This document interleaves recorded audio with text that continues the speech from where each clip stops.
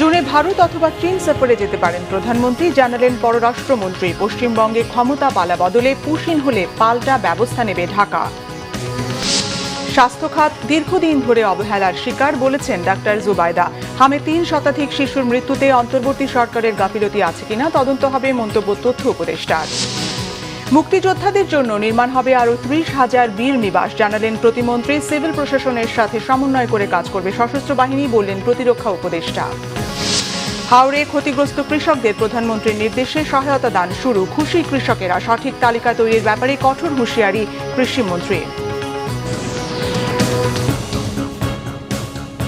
দেখছিলেন crown cement সংবাদ শিরোনাম, এবারে বিস্তারিত। জুনে বন্ধু দেশ চীন বা ভারত সফরে যেতে পারেন প্রধানমন্ত্রী তারেক রহমান, এমনটি জানিয়েছেন পররাষ্ট্রমন্ত্রী ডক্টর খলিলুর রহমান। মঙ্গলবার সকালে পররাষ্ট্র মন্ত্রণালয়ে সফররত মার্কিন assistant trade representative for South and Central Asia Brendan লিঞ্চের নেতৃত্বে প্রতিনিধি দল সাক্ষাৎ করেন পররাষ্ট্রমন্ত্রী ডক্টর খলিলুর রহমানের সঙ্গে। বৈঠকে দুই দেশের পারস্পরিক বন্ধুত্বপূর্ণ সম্পর্ক জোরদার সহ নানা বিষয় নিয়ে আলোচনা হয়। বৈঠক শেষে সাংবাদিকদের সঙ্গে আলাপকালে পররাষ্ট্রমন্ত্রী বলেন, তিস্তা মহাপরিকল্পনা নিয়ে চীন সফরে আলোচনা হবে। তিনি বলেন, তিস্তা চুক্তি পশ্চিমবঙ্গের নতুন সরকারের আমলে হবে কিনা সেই বিষয়ে সিদ্ধান্ত নেবে ভারত। বাংলাদেশের এগ্রিমেন্ট অন্যান্য দেশের এগ্রিমেন্টের সঙ্গে তুলনা করে পড়ে, তাহলে বুঝবেন এইটা নিয়ে আলোচনা হওয়া খুব ভালো এবং মুক্ত আলোচনা হওয়াই উচিত যে কোনো চুক্তি নিয়ে। আর আপনি যেটা বললেন বাংলাদেশ 131, আমরা না 131টাতে শ্যাল বলেছে না, আমরা তো একে এই চুক্তি করিনি, বিশ্বের অন্যান্য দেশগুলো করেছে। ইন্দোনেশিয়া 231টাতে এইরকম শ্যাল।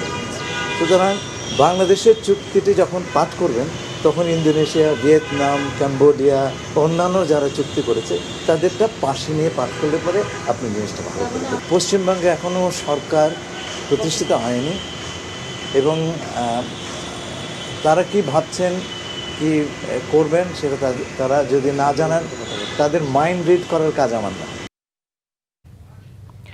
দেশের স্বাস্থ্য খাত দীর্ঘদিন ধরেই অবহেলার শিকার, মন্তব্য করে প্রধানমন্ত্রীর সহধর্মিণী ডাক্তার জুবাইদা রহমান দাবি করেন, স্বাস্থ্য সেবা কোনো সুবিধা নয়, এটি জনগণের অধিকার। সকালে রাজধানীর কুর্মিটোলা হাসপাতালে প্রান্তিক জনগোষ্ঠীর জন্য স্বাস্থ্য সমতা প্রতিষ্ঠায় ঢাকা 17 নির্বাচনী প্রতিশ্রুতি বাস্তবায়ন শীর্ষক মতবিনিময় সভায় অংশ নিয়ে একথা বলেন তিনি। জানান, ঢাকা 17 আসনের জনগণ আর স্বাস্থ্যসেবা থেকে বঞ্চিত হবে না। শুভ মাহফুজের রিপোর্ট। বিএনপির নির্বাচনী ইশতেহারের মধ্যে অন্যতম প্রতিশ্রুতি ছিল স্বাস্থ্যসেবার সমতা নিশ্চিত করা এবং আধুনিক চিকিৎসা সাধারণ মানুষের দোরগোড়ায় পৌঁছে দেয়া। এরই অংশ হিসেবে রাজধানীর কুর্মিটোলা জেনারেল হাসপাতালে 50 শয্যার আইসিইউ কার্যক্রম শুরু করল সরকার। মঙ্গলবার সকালে এই কর্মসূচির উদ্বোধন করেন প্রধানমন্ত্রী সহধর্মিণী ডাক্তার জুবাইদা রহমান। এ সময় হাসপাতাল ঘুরে রোগীদের খোঁজখবর নেন তিনি। পরে প্রান্তিক জনগোষ্ঠীর জন্য স্বাস্থ্য সমতা প্রতিষ্ঠা ঢাকা 17 এর নির্বাচনী প্রতিশ্রুতি বাস্তবায়ন শীর্ষক মতবিনিময় সভায় অংশ নেন ডাক্তার জুবাইদা রহমান। অনুষ্ঠানে তথ্য ও সম্প্রচার মন্ত্রী জহিরউদ্দিন স্বপন বলেন, সরকার মানুষের মৌলিক চাহিদা পূরণ করতে বদ্ধপরিকর। চিকিৎসার ক্ষেত্রে যে মৌলিক সমতার জায়গাটা অর্জন করা দরকার, যা জনাব তারেক রহমান তার নির্বাচনী ইশতেহারে এবং আমাদের 31 দফাতে বারবার বলেছেন, এমনকি যুক্তরাজ্যের মতো আধুনিক দেশের সঙ্গে তাকে অনুসরণ করে কীভাবে করা যায় তাও আমরা উল্লেখ করেছি। আমরা আশাবাদী যে বাংলাদেশে আমাদের এই আমলে একটা দ্রুত গুণগত পরিবর্তন আসবে, চিকিৎসা ক্ষেত্রে একটা মৌলিক সমতা প্রতিষ্ঠা করা। সকলের জন্য সুস্বাস্থ্য নিশ্চিতে সবাইকে আন্তরিক হওয়ার আহ্বান জানান স্বাস্থ্যমন্ত্রী সর্দার সাখাওয়াত হোসেন বকুল। রোগীদের সেবার প্রতি মনে রেখে আমরা যারা সেবা কার্যে নিয়োজিত, আমরা যেন আমাদের নেতা জনাব তারেক রহমানের নিষ্ঠা, সততা, কর্ম নৈপুণ্যতার প্রতি খেয়াল রেখে আমাদের চেয়ার থেকে আমরা যেন সেই দায়িত্বটুকু নিষ্ঠার সাথে পালন করি। অনুষ্ঠানে প্রধান অতিথির বক্তব্যে ডাক্তার জুবাইদা রহমান বলেন, দেশের স্বাস্থ্য খাত দীর্ঘদিন ধরেই অবহেলার শিকার, সবাইকে সমানভাবে স্বাস্থ্যসেবা দিতে কাজ করছে সরকার। স্বাস্থ্য ব্যয়ের 72% সরাসরি জনগণ বহন করে, ফলে অসুস্থতা এখনো দারিদ্র্যের অন্যতম প্রধান কারণ। নবজাতক শিশু থেকে শুরু করে বয়োবৃদ্ধ পর্যন্ত সকলেই যেন সুচিকিৎসা পান। অন্তঃসত্ত্বা মা বোনেরা জটিল সমস্যারও চিকিৎসা সহজে ও দ্রুত পান। আমরা বিশ্বাস করি স্বাস্থ্যসেবা কোনো সুবিধা নয়, এটি মানুষের মৌলিক অধিকার। কড়াইল ভাসানটেক ও সাততলা বস্তির লোকজন আর স্বাস্থ্যসেবা থেকে বঞ্চিত হবে না বলেও জানান ডাক্তার জুবাইদা রহমান। সকলকে ধন্যবাদ। আল্লাহ হাফেজ। শুভ মাহফুজ, বাংলা ভিশন, ঢাকা। হাম ও হামের উপসর্গে ৩০০-র বেশি শিশুর মৃত্যুতে অন্তর্বর্তী সরকারের কোনো গাফিলতি আছে কিনা তা খুঁজে দেখতে সরকার তদন্তের উদ্যোগ নেবে বলে জানিয়েছেন প্রধানমন্ত্রীর তথ্য ও সম্প্রচার উপদেষ্টা ডাক্তার জাহিদুর রহমান। সচিবালয়ে সাপ্তাহিক ব্রিফিংয়ে তিনি জানান, চলতি বছরের শেষে স্থানীয় সরকার নির্বাচন শুরু হবে, যা ধাপে ধাপে শেষ হতে লাগবে প্রায় ১ বছর। অন্যায়ভাবে কোনো সাংবাদিক যাতে কারাগারে না থাকেন সে ব্যাপারে সরকার সতর্ক রয়েছে বলেও জানান উপদেষ্টা। রিপোর্ট সৈয়দ আব্দুল মুহিতের। সরকারের গত এক সপ্তাহের বিভিন্ন মন্ত্রণালয়ের কার্যক্রম নিয়ে সচিবালয়ে সংবাদ সম্মেলন করেন প্রধানমন্ত্রীর তথ্য ও সম্প্রচার উপদেষ্টা ডাক্তার জাহিদুর রহমান। সংবাদ সম্মেলনে উঠে আসে হাম প্রসঙ্গ। জানান, এ পর্যন্ত ১,৬১,০০,০০০ শিশু টিকা পেয়েছে, আর আগেভাগে প্রস্তুতি নেয় ডেঙ্গুর প্রকট এবার বাড়বে না বলে আশ্বস্ত করেন তিনি। আশা করি সরকার একটা তদন্ত করবে, দায়ী কারা ছিলেন, বা অ্যাটলিস্ট আমরা কাউকে ধরে যে শাস্তি দিতে চাইছি সেটার চাইতেও জরুরি কথা প্রবলেমগুলো কোথায় হলো। সো একটা ইনভেস্টিগেশন আসলে ভবিষ্যতে হেল্প করে যাতে একই ধরনের ঘটনার রিপিটেশন না হয়। সেই কারণে অন্তত তদন্ত হওয়া উচিত বলে আমি ব্যক্তিগতভাবে মনে করি এবং আমি চেষ্টা করছি। আমি এই ব্যাপারে আসলে কথা বলবো এবং আমি প্রয়োজনে মাননীয় প্রধানমন্ত্রীর সাথেও কথা বলবো। একটা দৃশ্যমান তদন্ত হচ্ছে, এটা দৃশ্যমান হওয়া ভালো ছিল আরও আগেই, সো দেরি হয়েছে, আমরা এটার জন্য অ্যাপোলোজাইজ করি। এ সময় তিনি জানান, উপজেলা পরিষদ বাতিলের পরিকল্পনা নেই সরকারের, আর স্থানীয় সরকার নির্বাচন শুরু হচ্ছে চলতি বছরের শেষ নাগাদ।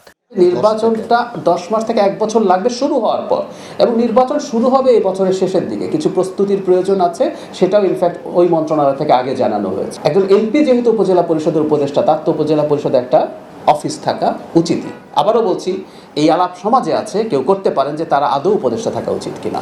সো উপজেলাকে নিয়ে সরকারের এই ধরনের কোনো এটাকে খাটো করা বা আরও বেশি অক্ষম করে তোলার কোনো পরিকল্পনা সরকারের নেই।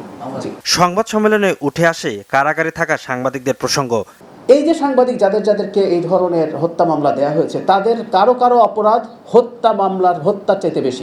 এই সরকারের সময়ে অন্তত কেউ যাতে অন্যায়ভাবে আটক না থাকেন, অন্যায়ভাবে ট্রায়ালের মধ্যে না যান, সেই চেষ্টা সরকার করবে। উপদেষ্টা জাহিদুর রহমান বলেন, ভারতের অভ্যন্তরীণ নির্বাচনে যে দলই ক্ষমতায় আসুক না কেন তা বাংলাদেশের সঙ্গে সম্পর্কে প্রভাব ফেলবে না, সেটা কোনো ক্ষেত্রে বাধাগ্রস্ত হবে না। সৈয়দ আব্দুল মুহিত, বাংলা ভিশন, ঢাকা। গত ২৪ ঘন্টায় হাম ও উপসর্গে মৃত্যু হয়েছে আরও ৬ শিশুর। নতুন সংক্রমিত হয়েছে ২৫৯ শিশু। আর এই রোগের উপসর্গ আছে এমন শিশুর সংখ্যা ১,১৮৬। হামের সংক্রমণ পরিস্থিতি এখন সর্বোচ্চ পর্যায়ে রয়েছে বলে জানিয়েছেন হাসপাতাল সংশ্লিষ্টরা। গেল কয়েকদিনের চেয়ে হাসপাতালগুলোতে রোগীদের চাপ বেড়েছে। ২ থেকে ৩ সপ্তাহ আগে হাম আক্রান্ত শিশুদের অধিকাংশই এখন জ্বর, নিউমোনিয়া, শ্বাসকষ্ট ও শরীরের র্যাশ নিয়ে ভর্তি হচ্ছে হাসপাতালগুলোতে। এদের অনেকেই গুরুতর শারীরিক অবস্থা নিয়ে ভর্তি হচ্ছে আইসিইউতে। এদিকে সংক্রমণ পরিস্থিতিতে বেশি রোগীর সুচিকিৎসা নিশ্চিতে ঢাকা মেডিকেল কলেজ হাসপাতালের শহীদ মিলন চত্বরে ২০ শয্যা বিশিষ্ট অস্থায়ী ক্যাম্প হাসপাতাল তৈরির কাজ শেষ করেছে স্বাস্থ্য মন্ত্রণালয়। দ্রুতই সেবা কার্যক্রম চালুর আশ্বাস হাসপাতাল কর্তৃপক্ষের। হাম উপসর্গে সিলেটে ২, ময়মনসিংহ ১ ও রাজশাহীতে ১ শিশুর মৃত্যু হয়েছে। গত ২৪ ঘন্টায় হামের উপসর্গ নিয়ে সিলেটে আরও ২ শিশুর মৃত্যু হয়েছে। বিষয়টি নিশ্চিত করেছে বিভাগীয় স্বাস্থ্য অধিদপ্তর।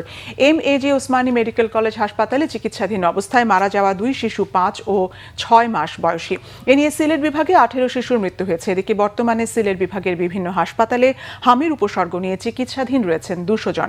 ময়মনসিংহে দিন দিন বেড়েই চলেছে হামের প্রকোপ। হামে আক্রান্ত হয়ে গত ২৪ ঘন্টায় ময়মনসিংহ মেডিকেল কলেজ হাসপাতালে চিকিৎসাধীন অবস্থায় ১ শিশুর মৃত্যু হয়েছে। এ নিয়ে হাসপাতালটিতে মোট ২৫ শিশুর মৃত্যু হলো। হাসপাতালের আইসোলেশন ওয়ার্ডে নতুন করে ভর্তি হয়েছে ১৯ শিশু। বর্তমানে আইসোলেশন ওয়ার্ডে চিকিৎসাধীন রয়েছে ৭৯ শিশু।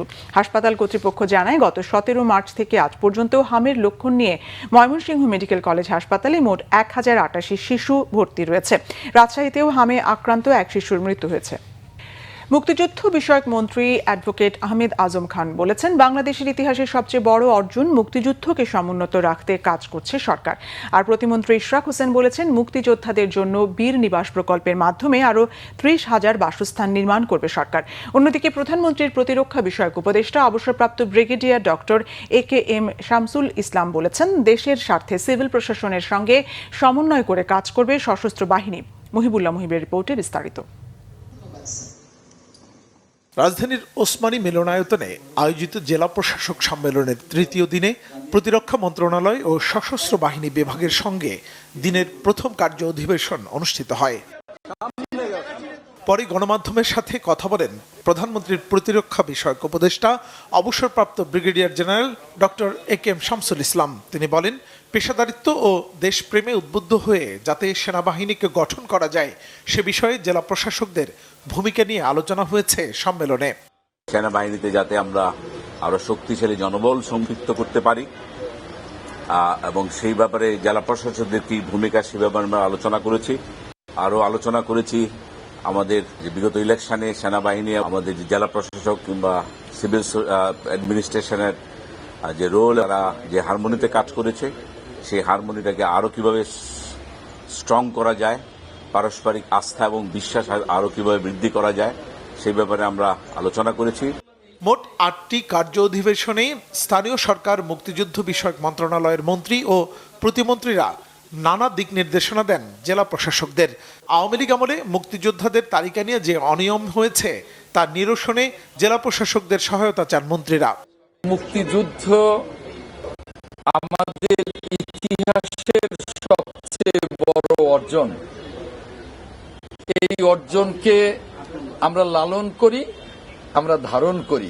স্বাধীনতার ফসলকে মানুষের কাছে পৌঁছে দেওয়ার জন্য জাতির কাছে কাজ করেছি, এখনো কাজ করছি এবং আমাদের এই মুক্তিযুদ্ধ মন্ত্রণালয় এই মুক্তিযুদ্ধের সুফলকে জনসাধারণের কাছে, জাতির কাছে পৌঁছে দেওয়ার জন্য আমরা কাজ করছি। ফ্যাসিবাদী আওয়ামী সরকারের সময় কি হয়েছে সেটা তো আপনারা সকলেই জানেন। প্রত্যেকটা সেক্টরেই তারা করেছে, দুর্নীতি করেছে, এই বিষয়গুলো তো ছিলই। নিয়ে তাদের প্রশ্ন ছিল, সেগুলার আমরা জবাব দিয়েছি। এর পাশাপাশি 2024 সালে যে অভ্যুত্থান হয়েছিল সেখানে আমরা জুলাই যোদ্ধাদের জন্য কি করছি সেটার বিস্তারিত আমরা জানিয়েছি এবং তাদের সহযোগিতা কামনা করেছি। গত 3 মে 4 দিনব্যাপী জেলা প্রশাসক সম্মেলনের উদ্বোধন করেন প্রধানমন্ত্রী তারেক রহমান। মুহিবুল্লাহ মুহিব, বাংলা ভিশন, ঢাকা। সুনামগঞ্জের হাওড়ে অতিবৃষ্টিতে বোরো ধান তলিয়ে যাওয়ায় ক্ষতিগ্রস্ত কৃষকদের সহায়তা দেওয়া শুরু করেছে সরকার। এতে খুশি কৃষকেরা। ক্ষতিগ্রস্ত কৃষকদের সঠিক তালিকা তৈরির ব্যাপারে কঠোর হুঁশিয়ারি দিয়েছেন কৃষিমন্ত্রী মোহাম্মদ আমিনুর রশিদ। প্রধানমন্ত্রী তারেক রহমানের নির্দেশনায় ক্ষতিগ্রস্ত কৃষকদের 3 মাস সহায়তা দেবে দুর্যোগ ব্যবস্থা ও ত্রাণ মন্ত্রণালয়। সুনামগঞ্জের সার্কিট হাউসে অনুষ্ঠিত মতবিনিময় সভায় প্রধান অতিথির বক্তব্যে দুর্যোগ ব্যবস্থাপনা ও ত্রাণ মন্ত্রী আসাদুল হাবিব দুলু দুর্নীতিমুক্ত থেকে প্রয়োজনীয় সময় নিয়ে এই তালিকা করতে সংশ্লিষ্টদের নির্দেশ দিয়েছেন। সরকার কৃষক ও কৃষিকে সর্বোচ্চ গুরুত্ব দিচ্ছে জানিয়ে প্রধানমন্ত্রীর অর্থ উপদেষ্টা ডক্টর রাশেদ আল মাহমুদ তিতুমির বলেন, হাওর অঞ্চলের সমস্যা সমাধানে স্বল্প ও দীর্ঘমেয়াদী পরিকল্পনা হাতে নেবে সরকার। অতিবৃষ্টিতে ক্ষতিগ্রস্ত কৃষকদের জন্য প্রধানমন্ত্রীর প্রতিশ্রুতি 3 মাস মেয়াদী মানবিক সহায়তা প্রদান কার্যক্রম নিয়ে আলোচনায় কথা বলেন প্রধানমন্ত্রীর মুখ্য সচিব ABM আব্দুস সাত্তার। সভায় জানানো হয়, এবার অতিবৃষ্টিতে জলাবদ্ধতার কারণে সুনামগঞ্জের ধর্মপাশা, তাহেরপুর, শালনা, দিরাইচার উপজেলায় বোরো ধানের সবচেয়ে ক্ষতি হয়েছে। তখন হারভেস্টার যেগুলো দেওয়া হয় এগুলো কাটতে পারে না। আপনি বহুত দেশের সঙ্গে আলোচনা করেন পানির নিচ থেকে কিভাবে কাটা যায়, এরকম প্রযুক্তি নিশ্চয়ই আবিষ্কার করা সম্ভব বা কোথাও আছে হয়তো। আর এটা শুকানোর ব্যবস্থাটা তাৎক্ষণিকভাবে করতে হবে যাতে কারা না যায়। হাওরের যে সমস্যা, এই পানিকে কিভাবে কোথায় কোন দিক দিয়ে ড্রেনেজ করলে পরে পানি সরে যাবে, ফসলের ক্ষতি হবে না। আমার মনে হয় অনেক সফিস্টিকেটেড এই লাইনের ইঞ্জিনিয়ারিং আছে, তাদেরকে আমরা জড়াবো। তবে আমাদের মূল টার্গেট থাকলো আগামী দিনে যেন এই হাওর রুলের চাষিরা যেন এই ধরনের ক্ষতিগ্রস্তের মুখোমুখি না হয়। উজান থেকে নেমে আসা পাহাড়ি ঢলে চাঁপাইনবাবগঞ্জের পুনর্ভবা নদী উপচে নিম্নাঞ্চল প্লাবিত হয়েছে। এতে 450 বিঘা জমির ধান তলিয়ে গেছে। গোমস্তাপুর উপজেলার সীমান্তবর্তী বিল তিলনা, তিলকুচ, সুখডোবা ও গুমরহিল বিলের বিস্তীর্ণ প্রান্তরে পানি ঢুকে ধান তলিয়ে যাওয়ায় বাধ্য হয়ে আধা পাকা ধান ঘরে তুলছেন কৃষকেরা। কৃষক ও কৃষি বিভাগের কর্মকর্তারা জানান, ঢলের তীব্র স্রোত ঠেকাতে বিশাল এলাকা জুড়ে অস্থায়ী মাটির বাঁধ দেওয়া হচ্ছে। শ্রমিক সংকটও রয়েছে সেখানে। এদিকে ব্রাহ্মণবাড়িয়ার নাসিরনগরে মেদির হাওর সহ বিভিন্ন হাওরের পানি স্থিতিশীল রয়েছে। তবে পানি বেশি থাকায় কোথাও বুক পানি, আবার কোথাও কোমর পানিতে নেমে ধান কাটতে হচ্ছে তাদের। অন্যদিকে কিশোরগঞ্জে ইটনা, মিঠামইন ও অষ্টগ্রাম উপজেলার হাওর এলাকায় অতিবৃষ্টি ও উজানের ঢলে ক্ষতিগ্রস্ত কৃষকদের ক্ষয়ক্ষতি পরিদর্শন করেছেন দুর্যোগ ব্যবস্থাপনা ও ত্রাণ মন্ত্রণালয়ের সচিব মোহাম্মদ সাইদুর রহমান খান। চট্টগ্রামে এবার কোরবানির জন্য প্রস্তুত করা হয়েছে প্রায় 8 লাখ গবাদি পশু। তবে তা চাহিদার তুলনায় 35,500 কম। অন্যান্য বারের মতো এই বাড়তি চাহিদা মেটানো হবে উত্তরবঙ্গের গবাদি পশু দিয়ে। এবার কোরবানির পশুর ভালো দাম পাওয়ার আশা খামারিদের। এদিকে প্রাণী সম্পদ কর্মকর্তা জানান, সব ধরনের সহযোগিতা দেয়ায় স্টেরয়েড ড্রাগ মুক্ত প্রাকৃতিক খাবারে পশু উৎপাদন বাড়ছে। চট্টগ্রাম থেকে নাসির উদ্দিনের রিপোর্টে বিস্তারিত। এই মাসের শেষ সপ্তাহেই কোরবানির ঈদ, আর তাই ঈদকে সামনে রেখে চলছে পশু বেচাকেনার নানা প্রস্তুতি। চট্টগ্রাম জেলা প্রাণী সম্পদ কার্যালয় বলছে, এবার কোরবানির পশুর চাহিদা 8,18,671টি। বিভিন্ন বাড়ি ও খামারে কোরবানির জন্য প্রস্তুত আছে 7,83,151 গবাদি পশু। ফলে পশুর ঘাটতি থেকে যাচ্ছে 35,520টি। তবে প্রতি বছরই এই ঘাটতি পূরণ করে অন্য জেলা। এসবের মধ্যেই এখানকার খামারগুলোতে চলছে কোরবানির পশুর বাড়তি পরিচর্যার কাজ। ভালো দাম পাওয়ার আশা খামারিদের। এই চিটাং শহরে যে পরিমাণ মানুষ আনাগোনা থাকে, যে পরিমাণ চাহিদা, এই পরিমাণ তো চিটাং শহরে উৎপাদন হয় না। এবার গরুর রেট বেশ ভালো, এখনই 35,000 টাকা মন অলরেডি কিনা পড়তেছে। আরো আছে বাইরে, এখানে আছে আপনার 15-14টার মতো আছে, আরো বাইরে আমাদের করে আছে, ওগুলো ঢুকবে সামনে। দীর্ঘদিন আমি এগুলোর সাথে জড়িত, এগুলো আমি শখের বসে করি, কিন্তু বিভিন্ন অ্যাঙ্গেলে এখন একটু আমাদের ওই তো কস্টিং, খাবার দাবারের একটু দাম কস্টিং করাতে আমাদের একটু কষ্ট হয়ে যাচ্ছে এগুলোতে। বিগত বছরগুলোতেও আমরা অনেকগুলো গরু এখান থেকে বিক্রয় করেছি। কোরবানকে উদ্দেশ্য করে আমরা গরু পালন করি, হৃষ্টপুষ্ট করি এবং মানুষের চাহিদা পূরণ করার চেষ্টা করি। এইবার আমরা কোরবানকে সামনে রেখে 90টা গরু মোটাতাজাকরণের জন্য আমরা প্রস্তুত নিয়েছি। নিরাপদ মাংস উৎপাদন, গবাদি পশুকে সুষম খাদ্য খাওয়ানো এবং প্রয়োজনে নিরাপদ ওষুধ ব্যবহারের পরামর্শ পশু চিকিৎসকের। আমরা চাই নিরাপদ মাংস উৎপাদন। নিরাপদ মাংস উৎপাদন করার জন্য আমরা তাদেরকে সুষম খাদ্য, সঠিক যত্ন নেওয়া, এইসব বিষয়ে আমরা সর্বদা সচেষ্ট থাকি এবং তাদেরকে পরামর্শ দিয়ে থাকি। খামারিদের সব ধরনের সহযোগিতা দেয়ায় দিন দিন প্রাকৃতিক খাবারে রোগমুক্ত পশু উৎপাদন বাড়ছে। লাভবান হবার পাশাপাশি দেশের চাহিদাও পূরণ করছেন খামারিরা, বললেন জেলা প্রাণী সম্পদ কর্মকর্তা। আমাদের যে ঘাটতিটা আছে, এই ঘাটতিটা প্রতি বছর দেখা যায় আমাদের এখানে কুষ্টিয়া, ফরিদপুর, বগুড়া, ময়মনসিংহ এসব জেলা থেকে গরু আসে। তো আমরা আশা করতেছি প্রতি বছর যেভাবে আসছে এবছর ওইভাবে আসবে। সব মিলায় সারা বাংলাদেশে যে পরিমাণ গরু আছে, সেখানে আমাদের কোনো কোরবানির সংকট হবে না। এক জেলা কম আছে, আরেক জেলা বেশি আছে, তো এটার সমন্বয় হবে। সমন্বয় হলে ইনশাল্লাহ আমাদের দেশে আর কোনো ঘাটতি থাকবে না।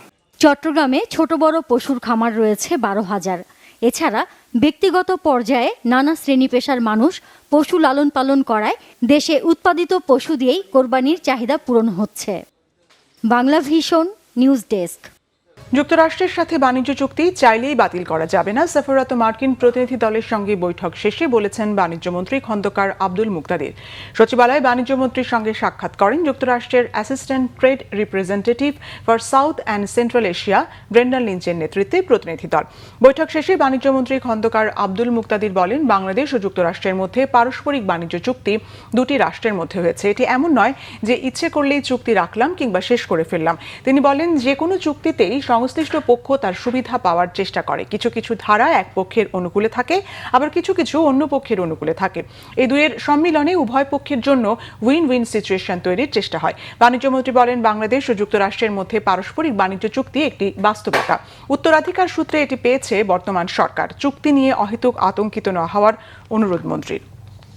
শুধু নোয়াখালী নয়, পার্শ্ববর্তী জেলার প্রান্তিক মানুষেরও চিকিৎসার একমাত্র ভরসাস্থল 250 শয্যার নোয়াখালী জেনারেল হাসপাতালটি। ঝুঁকিপূর্ণ থাকায় ভবনটি ভেঙে 2021 সালে শুরু হয় আধুনিক ভবনের কাজ, কিন্তু দীর্ঘ সময়ে নানা কারণে তা বিলম্বিত হয়। বর্তমানে 7 তলার কাজ শেষ হলেও বিদ্যুৎ সংযোগ না পাওয়ায় চালু করা যাচ্ছে না নতুন এই ভবনটি। ফলে ভোগান্তি পোহাতে হচ্ছে সেবা প্রত্যাশীদের। বসার জায়গা নিয়ে সমস্যায় চিকিৎসক ও হাসপাতালের কর্মকর্তা কর্মচারীরাও। নোয়াখালী প্রতিনিধি মাওলা সুজনের পাঠানো তথ্য ও ছবিতে দেখুন বিস্তারিত।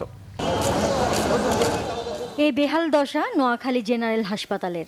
নানা জটিলতায় নতুন ভবন তৈরি হলেও বিদ্যুৎ সংযোগ না পাওয়ায় চালু করা যাচ্ছে না নতুন ভবনটি। ফলে অস্থায়ীভাবে নির্মিত টিন শেডের ঘরগুলোতেই চলছে সেবা কার্যক্রম। জরুরি বিভাগ থেকে ওয়ার্ড সবখানেই উপচে পড়া ভিড়। পর্যাপ্ত জায়গা আর রুম সংকটে বেশ ভোগান্তিতে পড়ছেন রোগী ও তাদের স্বজনরা। এখানে রোগীর চাপ অনেক বেশি। নতুন ভবনটা চালু হলে এখানে চাপগুলা কমতো, ওখানে সুন্দরভাবে রোগীরা পরিষেবা পাইতো। আমাদের ওই বিল্ডিংটা যদি খুব তাড়াতাড়ি কাজ শুরু করে আর চালু করে তাহলে এটা রোগীদের জন্য খুবই ভালো হবে। পুরাতন ভবনের মধ্যে যে জাহিল অবস্থা, যে একবারে নষ্ট, ওখানে মানে থাকার মতো আকার উপযোগী না। বাথরুম সেখানে শুই থাকে, এখানে কিভাবে চিকিৎসা হবে? আর যদি নতুনটা চালু করা হয়তো এই সমস্যাটা থাকবে না। এদিকে রোগীর চাপ কয়েকগুণ বেড়ে যাওয়ায় বেশ হিমশিম খেতে হচ্ছে ডাক্তার ও নার্সদের। দ্রুত নতুন ভবনে হাসপাতালের কার্যক্রম শুরুর আশা তাদের। রোগীরা আসতেছেন কষ্ট করে বিভিন্ন দূর দূরান্ত থেকে, ওনাদের স্থান সংকুলান করতে, দাঁড় করাইতে এবং এই যে বৈরী আবহাওয়াতে গরমের ভিতরে অনেকক্ষণ দাঁড়াই থেকে তাদের কষ্ট হচ্ছে। রুম সংকটের চরম একটা অবস্থা ভোগ করছি, যেটা যদি আমাদের আরও বেশি রুম দেওয়া হয় এবং আমাদের এখানে যদি রোগী দেখার স্পেসটা সুযোগটা আরও বেশি করে দেওয়া যায়, রোগীরা আশা করি সুন্দর একটি সেবা পাবে। গণতন্ত্র বিভাগ আমাকে আশ্বস্ত করেছে যে ওনারা জুনের মধ্যে এটা শেষ করে দেবেন। সেক্ষেত্রে ওনারা যদি জুনে আমাদেরকে ভবন হস্তান্তরের চিঠিতে আমরা খুব অল্প সময়ের মধ্যে ভবন বুঝে আমাদের ডিপার্টমেন্ট এবং ওয়ার্ডগুলো যেগুলো এখানে প্রভিশন আছে সেগুলো শিফট করতে পারবো। নতুন ভবনে বিদ্যুৎ সংযোগের কাজ চলমান জানিয়ে শিগগিরই তা হস্তান্তরের আশ্বাস দিয়েছে গণপূর্ত বিভাগ। নোয়াখালী জেনারেল হসপিটালের নির্মাণ কাজের সিভিলের কাজ সম্পূর্ণ হয়েছে আর বিদ্যুৎ কানেকশনের কাজ চলমান আছে। বিদ্যুৎ কানেকশনের কাজ শেষ হলে আমরা ভবনটি কর্তৃপক্ষের কাছে বুঝিয়ে দেব। নোয়াখালী জেনারেল হাসপাতালের নতুন ভবনটি দ্রুত বিদ্যুৎ সংযোগ দিয়ে শিগগিরই চালুর দাবি সংশ্লিষ্টদের। Bangla vision news desk. দেশের বিভিন্ন জায়গার আরো কিছু খবর নিয়ে এখন একটি ডেস্ক রিপোর্ট দেখুন। চট্টগ্রামে কাতালগঞ্জ সবুজ পার্কের জায়গায় অবৈধ বাণিজ্যিক স্থাপনা নির্মাণ বন্ধ করে শিশুদের জন্য সবুজ পার্কের নির্মাণের নির্দেশ দিয়েছেন city mayor doctor Shahadat Hossain. সকালে জায়গাটি পরিদর্শন শেষে তিনি এই নির্দেশ দেন। 162 জন দুস্থ মহিলাকে সেলাই মেশিন বিতরণ করা হয়েছে পাবনায়। জেলা সমাজসেবা কার্যালয়ের মিলনায়তনে এতে প্রধান অতিথি ছিলেন সদর আসনের সংসদ সদস্য অ্যাডভোকেট শামসুর রহমান শিমুল বিশ্বাস। নোয়াখালীর সেনবাগে স্বাস্থ্য ব্যবস্থাপনা কমিটির সভা হয়েছে উপজেলা স্বাস্থ্য কমপ্লেক্সে। এতে সভাপতিত্ব করেন নোয়াখালীর 2 আসনের সংসদ সদস্য জয়নুল আবেদিন ফারুক। স্বাস্থ্য খাতে কোনো দুর্নীতি বা অনিয়ম প্রশ্রয় দেওয়া হবে না বলে জানান তিনি। অভ্যন্তরীণ বড় সংগ্রহ অভিযান শুরু হয়েছে বগুড়ায়। দুপুরে সদরের খাদ্য গুদামে এ অভিযানের উদ্বোধন করেন বগুড়ার সদর 6 আসনের সংসদ সদস্য রেজাউল করিম বাদশা। উদ্বোধনের আগে ভারপ্রাপ্ত জেলা প্রশাসক রাজিয়া সুলতানার সভাপতিত্বে এক আলোচনা সভা হয়। 250 জন রোগীর খাবার সরবরাহ কার্যক্রমের উদ্বোধন হয়েছে চাঁপাইনবাবগঞ্জে। দুপুরে খাদ্য সরবরাহ কার্যক্রমের উদ্বোধন করেন চাঁপাইনবাবগঞ্জ 3 আসনের সংসদ সদস্য নুরুল ইসলাম বুলবুল। সিলেটের দক্ষিণ সুরমায় এম এ মালিক ফাউন্ডেশনের ফ্রি মেডিকেল ক্যাম্প হয়েছে। ডক্টরস অ্যাসোসিয়েশন অব বাংলাদেশের সহযোগিতায় দিনব্যাপী এই ক্যাম্পের উদ্বোধন করেন সংসদ সদস্য ও ফাউন্ডেশনের প্রতিষ্ঠাতা এম এ মালিক। দেশব্যাপী হাম রুবেলা টিকাদান ক্যাম্পেইন 2026 উপলক্ষে কুড়িগ্রামে জনসচেতনতা বাড়াতে লিফলেট বিতরণ করেছে রেড ক্রিসেন্ট সোসাইটি। দুপুরে জেলা পরিষদ কার্যালয়ের সামনে থেকে শুরু হয় কর্মসূচিটি। উপস্থিত ছিলেন জেলা পরিষদের প্রশাসক সোহেল হোসাইন কায়কোবাদ। প্রধানমন্ত্রীর নির্বাচনী ইস্তেহারের 25 কোটি বৃক্ষরোপণের অংশ হিসাবে ময়মনসিংহে বৃক্ষরোপণ কর্মসূচি শুরু হয়েছে। দুপুরে নগরীর শিকারী কান্দা বাইপাস আকুয়াখাল এলাকায় এই কর্মসূচির উদ্বোধন করেন সিটি কর্পোরেশনের প্রশাসক রোকনুজ্জামান রোকন। উৎসব মুখর পরিবেশে সাতক্ষীরায় শুরু হয়েছে 2026 সালের আম সংগ্রহ ও বাজারজাতকরণ কার্যক্রম। সকালে জেলা প্রশাসনের নির্ধারিত ম্যাঙ্গো ক্যালেন্ডার অনুযায়ী সদর উপজেলার ফিংরি মডেল সরকারি প্রাথমিক বিদ্যালয় সংলগ্ন আমবাগানে এ কার্যক্রমের উদ্বোধন করা হয়। প্রধান অতিথি ছিলেন সাতক্ষীরার ভারপ্রাপ্ত জেলা প্রশাসক বিষ্ণুপদ পাল। খাগড়াছড়িতে নবাগত পুলিশ সুপার মোহাম্মদ মোর্তাজা আলী খানের সাথে সাংবাদিকদের মতবিনিময় সভা হয়েছে। সভায় জেলার আইন শৃঙ্খলা উন্নয়ন ও জননিরাপত্তায় সাংবাদিকদের সার্বিক সহযোগিতা কামনা করেন পুলিশ সুপার। রোভার স্কাউট গ্রুপের দুটি দল গাজীপুর থেকে 150 কিলোমিটার পথ হেঁটে পরিভ্রমণ কর্মসূচি শুরু করেছেন। সকালে গাজীপুর জেলা প্রশাসক কার্যালয়ের সামনে থেকে শুরু হওয়া 5 দিনের এই কর্মসূচি ফুলবাড়িয়া ও মির্জাপুর হয়ে মানিকগঞ্জের শিবালয়ে গিয়ে শেষ হবে। Bangla vision news desk. সংবাদ শেষ করব ক্রাউন সিমেন্ট শিরোনামগুলো আরেকবার জানিয়ে।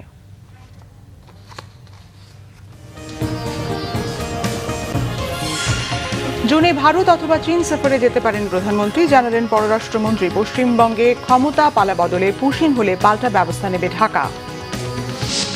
স্বাস্থ্য খাত দীর্ঘদিন ধরে অবহেলার শিকার, বলেছেন ডাক্তার জুবাইরা হামে। 3 শতাধিক শিশুর মৃত্যুতে অন্তর্বর্তী সরকারের গাফিলতি আছে কিনা তদন্ত হবে, মন্তব্য তথ্য উপদেষ্টার। মুক্তিযোদ্ধাদের জন্য নির্মাণ হবে আরও 30,000 বীর নিবাস, জানালেন প্রতিমন্ত্রী। সিভিল প্রশাসনের সাথে সমন্বয় করে কাজ করবে সশস্ত্র বাহিনী, বললেন প্রতিরক্ষা উপদেষ্টা। হাওড়ে ক্ষতিগ্রস্ত কৃষকদের প্রধানমন্ত্রীর নির্দেশে সহায়তা দান শুরু। খুশি কৃষকেরা, সঠিক তালিকা তৈরির ব্যাপারে কঠোর হুঁশিয়ারি কৃষিমন্ত্রীর। এই ছিল এখনকার মতো। পরের সংবাদ সন্ধ্যা 7:30টায় দেখার আমন্ত্রণ রইল। এছাড়া বাংলা ভিশন সংবাদ ও সংবাদ সংশ্লিষ্ট অনুষ্ঠান দেখতে ভিজিট করুন www.bbnews24.com ও facebook.com/banglavishannews এবং সাবস্ক্রাইব করুন youtube.com/banglavishannews। ধন্যবাদ।